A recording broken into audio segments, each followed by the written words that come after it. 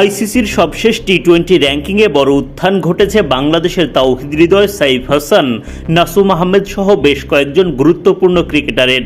আবার তানজিদ তামিম, মুস্তাফিজুর রহমান, তাসকিন আহমেদ, শরীফুল ইসলাম সহ একাধিক টাইগার ক্রিকেটারের র্যাঙ্কিংয়ে ঘটেছে অবনতি। অস্ট্রেলিয়ার বিপক্ষে সবশেষ টি-20 সিরিজে ভালো পারফরম্যান্সের পুরস্কার হিসেবে কেউ পেয়েছেন অগ্রগতি, কারো হয়েছে অবনমন। চলুন আইসিসি র্যাঙ্কিংয়ের সবশেষ হালচাল জেনে নেওয়া যাক।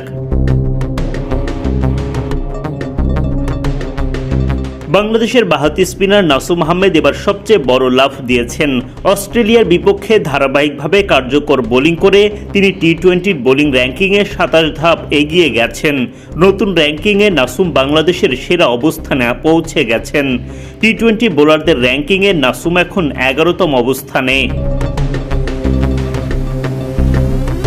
লম্বা সময় ধরে বাংলাদেশিদের মধ্যে সেরার জায়গাটা ধরে রেখেছিলেন মুস্তাফিজুর রহমান। সবশেষ র্যাঙ্কিংয়ে 2 ধাপ পিছিয়ে 15তম স্থানে আছেন দাফিজ। বাকিদের মধ্যে 7 ধাপ পিছিয়ে 24 নম্বরে আছেন শেখ মেহেদী হাসান। 9 ধাপ পিছিয়ে রিশাদ হোসেন রয়েছেন 33 নম্বরে। দলের বাইরে থাকা তানজিম সাকিব 2 ধাপ পিছিয়ে আছেন 58তম স্থানে। 5 ধাপ অবনতিতে শরীফুলের বর্তমান অবস্থান 62 নম্বরে। 6 ধাপ পিছিয়ে তাসকিন আহমেদ এখন টি-20-র 77 নম্বর বোলার। এছাড়া এই বোলিং র্যাঙ্কিংয়ে শীর্ষস্থান ধরে রেখেছেন আফগানিস্তানের রশিদ খান। ব্যাটারদের মধ্যে বাংলাদেশের তানজিদ হাসান তামিম 2 ধাপ পিছিয়ে 29তম স্থানে রয়েছেন। অস্ট্রেলিয়া সিরিজের পারফরম্যান্সের ওপর ভর করে 9 ধাপ এগিয়ে এসেছেন তাওহিদ হৃদয়, আছেন 30 নম্বরে। এছাড়া 13 ধাপ উন্নতি করে শ্রীলঙ্কার কুশল পেরেরা ও নিউজিল্যান্ডের টিম রবিনসনের সাথে যৌথভাবে 35 নম্বরে রয়েছেন বাংলাদেশের সাইফ হাসান। ব্যাট হাতে অজিদের বিপক্ষে সেরা সময় কাটাতে পারেননি পারভেজ ইমন।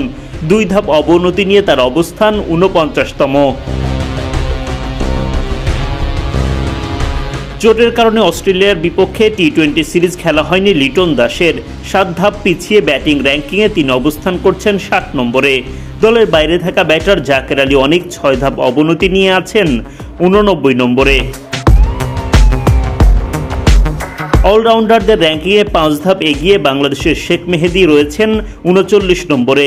রিশাদ হোসেন 1 ধাপ উন্নতি করে আছেন 59 নম্বরে। সাইফ হাসান 15 ধাপ এগিয়ে আছেন 73 নম্বরে। তানজিম সাকিব 6 ধাপ অবনতি নিয়ে আছেন 86 নম্বরে। মেহেদী হাসান মিরাজ 8 ধাপ অবনতি নিয়ে আছেন 96 নম্বরে, যদিও তার নিয়মিত টি-20 খেলা হয় না।